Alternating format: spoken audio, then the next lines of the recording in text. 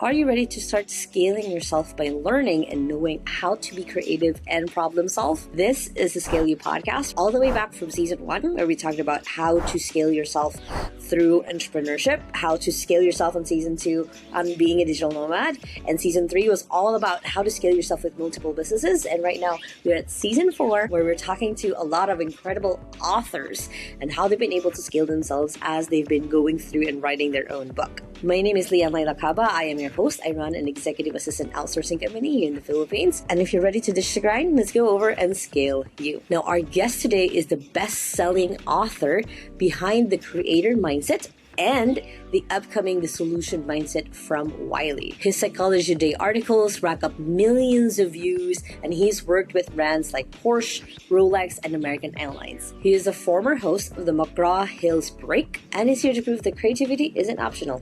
It's everything. Hey guys, so please help me welcome our amazing guest today, Nir. Hi, Nir. Hi, how are you? I'm good. I'm good. Excited to have you. How are you today? How's your day wrapping up as my day is starting? It is good. It's been a busy day, been in a lot of interviews, but I'm excited to save the best for last. You are my last interview of the day. Love to hear. That means that you've kind of already practice pitched everyone else, and then I get the best parts, right? That's right. Yeah, you get the best parts. Exactly. Awesome. So before we dive into your book, which before this recording, I was like gushing over it, I would love to know more about you. Tell me more about who you were, kind of who you had to become to be the person to start writing books like yours, and also kind of the funny parts of life that you had to go through before you got here. Sure. Yeah, I'm a very, very silly person for having written 2 books. Because trust me, it's like not that fun. I mean, it's like a lot of work. The pay is like super low. I mean, nobody does it for the pay. If they do it, yeah, it's the worst.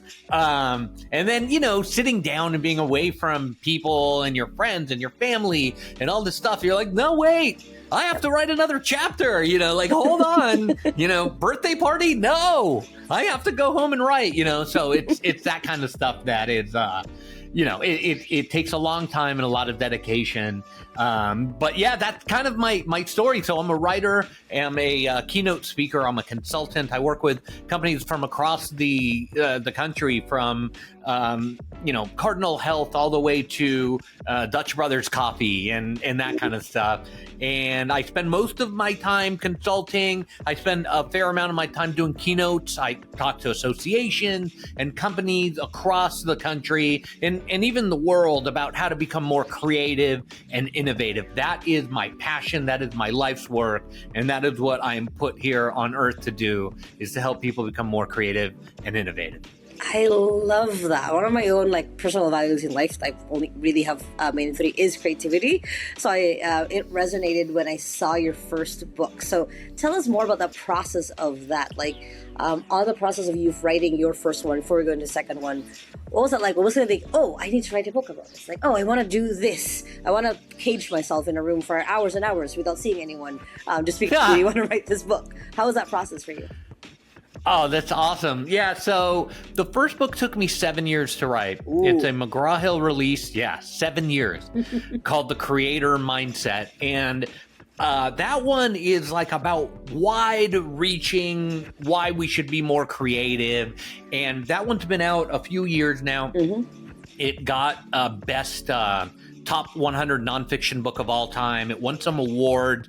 Really, really great. Mm-hmm. But overall, the feedback has been great. We understand why creativity is important. Now show us how to do it. Ooh. And the second book took 4 months to write. Ooh. 4 months. Wow. Yeah, start to finish. Your brain was just that flowing. One. Yeah. Oh, 100%. It's just get it done, get it out there and, get it into the world. And that one is really all about the how to use creativity every day. Mm-hmm. And every chapter in there takes a world issue, overpopulation or, climate change or whatever the issue is, and it breaks it down following somebody who's using creativity and innovation to change the game. And then I tell people, okay, you're an accountant, great. Here's how you use that thing that they're using, to revolutionize pollution. This is how you use it in an audit. Or, I'm a manufacturer. I make, steel pipe. Okay, great. This is how you use that in making steel pipe, and connecting the dots for people so that they understand not only the theory behind it, but the practical, how do I do it? It has been amazing. And that's what the second book's about, The Solution Mindset, coming out December 31st of this year. Maybe next year, if it's midnight, right? If it's midnight, it might be next year, but it's coming out December 31st with Wiley and Sons, The Solution Mindset. That's super cool. Well, funny enough, that'll be out New Year on my end, this side of the world, basically. New Year's in Europe. Yeah, exactly. Yeah. Very, very cool. No, I love that. And it's kind of the same thing, right? We read so many of these books that give us really good ideas, but the how is the part that we sometimes get stuck on of like, okay, this is brilliant. How does this affect me, or how can this affect me? So I love that it kind of flowed for you. Given your background, what has been kind of the most interesting, or who has been the most interesting people that you work with that helped a lot when it came to you finding really that flow when you wrote this book? Yeah, so I have been very, very lucky to have spent the last several years now in the company of some amazing people. Amazing. And those are some of the people that I wrote about in the book. I'll give you an example. The first chapter is about a friend of mine named Titawan, who's in Tahiti. Okay. And when he was 16, they've been surfing the same spot. They love the wave. It's amazing. They've been there since they were kids. And one day he goes and there's no surf. And it's like, what? This is the spot every time. So they dive down and they find that the reef underneath is bleached out and it's not in good shape. Yeah. So he goes home right away. And he Googles it, and he's like, man, we could do this, we could do that. I could save the reef this way, save the reef that way. He goes and he talks to these scientists who are on the island. A bunch of the schools have marine biology programs there. He's like, guys, we could do this, we could do that. And they're like, calm down, little buddy. You're 16, you need to go to school, and then you need to get an undergraduate in marine biology, then a graduate, and then a doctorate, and then you have to write a dissertation, and you have to get it approved, and you have all of these things to do.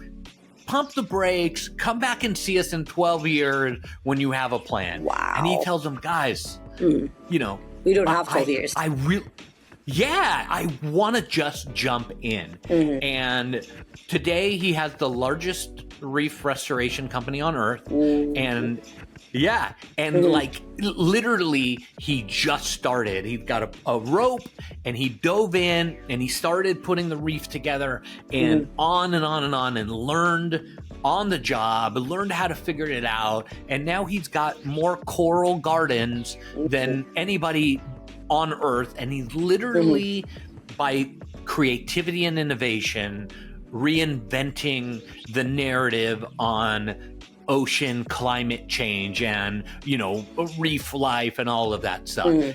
And that chapter for me is all about just start, right? So you are a nurse, right? And you have a really good idea, let's do it this way. Just start. You're a teacher and you're like, oh, if we just change this a little bit, we all have our own rope. We all have our own ideas, and just taking a chance on them and going out there and doing it, we're halfway there. So those are the kinds of people that are in the book. Just amazing, inspiring, and incredibly relevant people that are taking world issues head on and solving them a little by little. But they're so inspirational, and it's a collection of those stories in the book. That's incredible. I love that thought as well of whenever I start workshops or start talking to people, I always go over a little bit of the teachability index, the willingness to learn, willingness to take action. And it sounds like for you, those people are always a 10 out of 10 of they have this idea. They're not just waiting around to see someone else do it, and they're just start, just like you said. And it's an art and a science to be able to be the kind of person to do that, but it always just takes one person who believes in you as well. So I look forward. I actually pre-ordered your book. I actually, when I saw it, I was like, oh, that's perfect. That sounds like something that not just for me, but also for the rest of like my team could read. Yeah, I appreciate that. It's on pre-order now. It's on Amazon, Walmart, wherever you buy books, worldwide release. And, I believe, and I might get in trouble for this, but I believe that here we go. It's been a long day of interviews. Do it. I believe that, do it. That every problem that we've gotten ourselves into as humans, no matter what it is, and we've gotten into a lot of issues, right? We're doing a lot of things. I believe that everything that we've done, we can undo if we apply creative and innovative thinking to it. And it doesn't matter what it is, from, overpopulation to, all kinds of things that we've done, even in water supply, the contaminating water. I met amazing people doing amazing things that are so simple and easy and straightforward and cheap and widely available that are changing the game. And what that led me to do is that believe in the power of every single human being on Earth to be able to be part of the solution. True. No, it's scary to say that out loud for sure, because a lot of the time we've been taught to believe that it's impossible, like nothing else can. This is it. This is the way. Basically, that's the only thing in life. And it sounds like for you're very, very excited. I love your energy on that. Of very excited to get people to the point where they can think outside of that. Of the it's impossible. This is the way. Nothing else can be done. So I completely and totally agree. So for the book, the way that you said it took you 4 months, were there any bumps or struggles basically that you had to go through to be able to get it out either so fast or get it out clearly out of your head? Yeah, so there was 3 months and 3 weeks of problems, and then 1 week that went well. I mean, that's like every project I've ever done in my entire life. Listen, writing's very, very hard, right? You got to sit, you got to make the time, and you got to organize your ideas. And doing all three of those things well is impossible. I know there are good writers, right? That's not really I don't know. It's something that I aspire to be, but I don't think I will ever get there. It's just incredibly difficult to sit and extract words out and go, I don't know, does this word make any sense? Is this sentence good? This whole paragraph sucks. Delete, right? And you just keep deleting stuff, and you don't know if you're putting down what you want to put down. And it's one of those processes where it's like you against you. And it's like you, and then you're you again, and then you, and then you, and then you fight with yourself. But yeah, it's been a very difficult process to get it out there and to kind of write it. There's been so many bumps, from different events going on to, work requirements to finding time to write on a plane between 2 jobs. And it's one of those things that, you just got to make time for, and you got to be very, very, very, very passionate and dedicated to getting a book out. I've been very, very lucky to have a great team. Wiley and Sons, one of the best publishers on earth. They've supplied their people, and they've helped push. I get emailed from a project manager. I get phone called from them going, Nir, chapter 4, where is it? I'm like, it's only 2 weeks late. They're like, 2 weeks is not okay. It is not okay to be 2 weeks late. So stuff like that helps you you get it done. But yeah, there's been so many bumps and chapters that have been thrown away and chapters that have been overwritten. It's like, simplify this now. What are you doing? So yeah, it's a long process. That's an interesting process, because most of the time when I talk to people about writing their book, they get to the point where they're now at the publisher, they're done. So that's such an interesting way where you have to do back and forth. Did that mean that you had to finish a chapter first, submit, and then wait for feedback, or you finish the chapter, submit it, and then you're still then writing the next chapter? What was that back and forth like? So we finished the chapter. I sent it to the editor, the substantiative editor. He sat and looked at it, and then he gave me a bunch of feedback, right? And the feedback was like, it was like a bloodbath, like in my, Microsoft Word file, right? It's just like everything, it's highlighted red. I'm like, oh, look, a sentence that was not touched, But basically, it's that. And then in the notes section, it's thematic. Like, Nir, stop repeating yourself. Nir, you said this already 2 chapters ago. Nir, what are you thinking? Stuff like that. And then you kind of go through and you take those notes and you go, okay, I'm working on the next chapter, but the notes from the last chapter kind of help you get better. So that kind of happens. And then there's some back and forth, right? So you make the changes. You go back and forth a few times. Once it's kind of settled, because you don't want the last chapter to be really good, but the first chapter to be rough. Yep. So sometimes you have to flip-flop and go back and fix something from a while ago because the theme has changed and the pace of the writing is a little bit quicker now, or a little bit more deep and thorough. So that's kind of the process that goes back and forth. Once you have kind of the manuscript set up, then it goes to the line editors and the punctuation editors and there's 3 or 4 more editing processes to catch all of the words. And you said were, but you meant weren't, and on and on and on. And yeah, it's just one of those long, really involved processes. And it's truly exhausting. I mean, it's amazing how many eyes and hands get involved in a major publication release, and the amount of lawyers and editors and rights supervisors and all these people who get involved, like, oh, you said this, like, where's the proof? It's like, well, I have a signed release, I interviewed the guy. They're like, well, we need the tape, and so it's very very involved process, but yeah, it goes back and forth. They give you notes and you have to adjust. If you want to be a writer, I think it's only my second book, right? It's not like I've written 20. I'll come back on the show after I've written 20 and I'll tell you exactly what you need to do. Yeah, exactly. But I think what you really need to be able to do is be flexible, because you're going to hear some stuff that you don't want to hear, and you just got to trust that they know what they're talking about because they do it all day, and you write a book every few years. So it's flexibility is incredibly important when writing. That's super cool, though, that like I said, I've usually just heard it one way, where they're just like, oh, finish the book, give it to the publisher, and then they get the feedback. It must be very interesting to kind of get it a little live, basically, where you're getting that healthy back and forth. Plus, I've always found for a lot of people, the person who started writing the book and the person who ended up writing the book, sometimes 2 different people. Like, life happens, things happen, you learn things as you're putting it into paper. So I can imagine kind of that growth and that learning with your publisher. So they sound incredible, by the way. So that's super amazing. Basically, you were able to get that level of support as you're writing your book. No wonder it went by like in 4 months. You had people to like go back and forth with, versus like you in a dark room typing away for 7 years for their first book.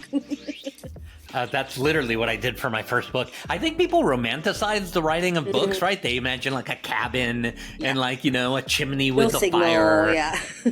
Yeah, like like a pipe and a typewriter. Like, no, it's not even close. It's all like, work. It's like real work. I've been very lucky. Wiley has been amazing. They've been a good partner. They're very, very interested in this topic and getting creativity out there to the masses, and the support has been unreal. I think this book is going to be very, very, very good. I think it's going to do really well, and I think people are going to use it, and that makes me so happy that people are actually going to take this stuff and get out there and use it. It's just an incredible contribution, to people's everyday lives, and I hope it benefits.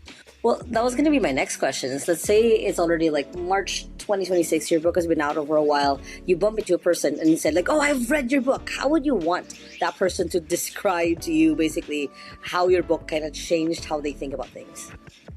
That's a really good question. Yeah, my hope and literally my message, I do keynotes all the time, and there's meeting directors and program directors ask me, hey Nir, what's your thing? And my thing is spreading creativity and innovation to every human being on earth. We did some research and we found that creativity is actually in our DNA. They've identified the DNA responsible for problem solving, coming up with solutions. It's literally in our DNA.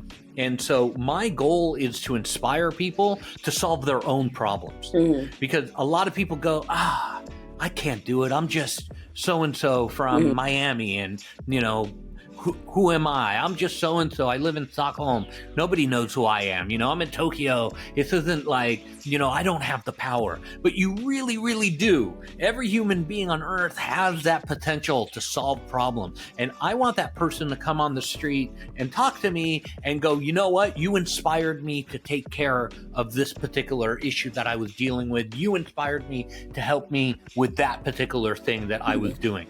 When I do these keynotes, there's some people who do keynotes who are like, buy my program, $29.95 and blah, blah, blah, blah. I don't have a program. My program is, it's nothing. It's literally contributing to the benefit of people and inspiring them to come up with an ability to solve their own problems. And I hope that person goes, wow, you inspired me to solve an issue that I was working on or been wrestling with for a while. Well, that's incredible. And I love seeing also, again, the way that you're very passionate about this, and the way that you are wanting to really spread this in the world. And you actually gave me a little bit of an aha moment of like, creativity isn't just about creating just creativity. It could be in problem solving. You're creating another path. Like that was a thing that was popped in my head when you were talking about. I'm like, oh, actually, that's a great way to think of like problem solving. Creativity is like you're creating a path out of basically wherever you're stuck at. So you've already given me ideas. I haven't read your book yet, but you're already giving me a lot of really, really good ideas on that. So thank you. But that also leads me to my favorite question here on the Scale You podcast, which is basically with, actually, before I ask the usual last question, I want to ask one important thing. With AI, because that was the first part of my question. With AI, how do you think that the world might evolve when it comes to critical thinking, problem solving, versus if people were more conscious and intentional about it? How would you want that kind of the two-way path right now that I kind of see? There might be another path that you see, but with AI and everything else, like people are just like, oh, I'm stuck, I'm going to ask ChatGPT. Oh, I'm stuck, I'm going to ask this AI tool. Oh, I'm stuck, I'm going to do this. They're not even fully problem solving. They're just kind of defaulting to having someone else or something else think for them. How do you see that, and how do you want to kind of intentionally guide people through the next few years, basically? Yeah, it's a great question. AI right now is very good at a snapshot of the past. And while I do love the Silicon Valley and all the industries there, I've worked with a few of them, they tend to be very, very self-congratulatory. Okay, I'm old enough to remember where the Internet of Things was the biggest deal. Hey, your desk is going to talk to your phone, and your phone is going to talk to your, books on your bookshelf, and the paintings will have an internet ability. And it's going to change everything. My washer and dryer have internet connection. We never hooked it up. Why? Why do I need to find out what cycle my dryer is on my phone? So there's a history of Silicon Valley kind of hyping themselves, right? I remember when the cloud was a big deal. Oh, everything's going to the cloud. It's going to change humanity forever, right? And now it's AI. AI is going to change humanity forever. Listen, AI is a snapshot of the past. AI doesn't know what's coming, and doesn't know anything about the future. It's very analytical. It's not creative. Analytics are the love affair of numbers and spreadsheets and breaking things down in something that can be measured. But some of the best things in life are things that can't be measured, right? Like the love you have for a child, or your dog or your cat, or your mom or dad.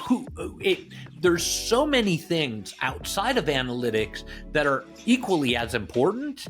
And AI is very, very good at looking at what happened before. It's horrible at looking at what will happen next. And it's a part of my keynote. I show people what most people use ChatGPT for. Help me out of this thing and blah, blah, blah, enter. And it'll give you a list and it sounds so good. Like, oh, wow, it's so smart. But if you really look at the list is horrible. It's like, using stuff that worked 20 years ago. It's like, show me something new. ChatGPT, what will work in 20 years? It doesn't know. It literally is a collection of data points. Yeah. And so this is a super exciting time to be alive, because more and more, the analytic skills are becoming less in demand, and the creative and innovative skills are becoming more in demand. And the future is going to be had by those who are able to balance the analytics and the creative in a balanced whole, and not focus just on the analytics and not focus just on the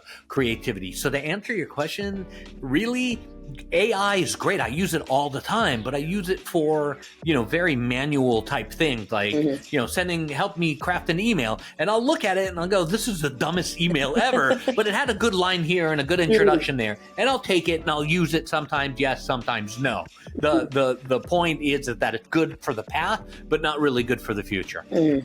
Got it. I love the way that you said that, and it's true. I've never really looked at it that way, and it's good at capturing what worked before, but doesn't necessarily mean that it's going to work now, especially in the age of AI. It doesn't, funny enough, it doesn't count itself, I think, when it comes to its own solution. So that's a good way of thinking it through. So yeah, basically then, as we're talking about AI, as we're talking about cloning, my favorite question to ask on the podcast is, as that gets better and better, and we're able to, let's say, create a perfect clone of Nir. Let's say we can do 1, 10, 300, a whole army of you. How would you want to change or impact the world? I think that would scare my wife thoroughly, having a whole clone. Honestly, the message of the book and my life's work has been to shine light where there is darkness. I mean, literally, that is my day-to-day existence. I would put here on Earth to help illuminate dark spots. There's darkness all over, and finding ways to shine light on issues and problems and different societal ills, and even problems that we have at work, like I need to come up with a deck for a presentation, and I don't know what to do. All of those things for me end up being solvable by creativity, solvable by innovation. And for me, my clones or my super, army of me would then help people realize that they got everything they need the minute that they were born. And re-tapping into those things that we were born with, reawakening them, and then using them every single day to be able to look at problems, to look at issues, and solve them in ways that we, that help us. That's what my mini clones would do. My minion, my little yellow versions of me, running around, my animated clones. I think that's the message, and that's the vibe and the energy and the approach. It's going to be, hey, you got it. Start, looking deep into yourself, finding those skills, reimagining them, and applying them to pressing and present problems. That's amazing. And it's basically the biggest reason I asked that question is basically, what would you amplify in the world? And that's an incredible thing to amplify, is that you're amplifying essentially that your first two books is creativity and problem solving. You're basically amplifying the thought of, you're not really out of resources. You just have to know how to look, or how to get them out of your own head. Sometimes even not even having to getting the resources. Sometimes it's just in your head. So Nir, this has been incredible. I've had a lot of fun going back and forth with you. How can people find you? How can people follow you, celebrate with you once the book comes out at the end of the year? Sure. So I'm really easy to find. I'm the only, like one of 3 Nir Bashans in the entire world. NIRBASHAN. Google it. I'd love to hear your thoughts. Send me an email. My email, all that stuff's on my website. I, get emails from around the world from readers and people who've listened to shows and all this stuff, keynotes and stuff like that. Very easy to find. The book is coming out on either December 31st before midnight or January 1st after midnight. It's coming out right at the end of the year. It's called The Solution Mindset. It's available anywhere that you can buy books. And would love to hear from you. Amazing. Thank you so much for your time today, Nir, and your energy as well. At the end of your day, you still have so much energy and passion for what you do. So thank you so much for being on the podcast. Beginning of your day. Yeah. Thank you guys so much. Appreciate it. I hope you guys enjoyed that interview with Nir as much as I did. And if you guys want to go ahead and check him out, it's going to be in the description below. Make sure to look him up and get his book when you guys can. It sounds incredible. I've already pre-ordered mine. I know I'm going to love it. And of course, if you guys like this podcast, if you're watching this on YouTube, make sure to hit the thumbs up button right there. Comment below if you have any questions. If you are just listening to this and you still haven't subscribed to the Scale You podcast, make sure that you do so you don't miss any of the amazing episodes and interviews we've done here on the Scale You podcast. I hope you guys have a fantastic day. And remember that small steps matters. And I'll see you in the next episode. Bye.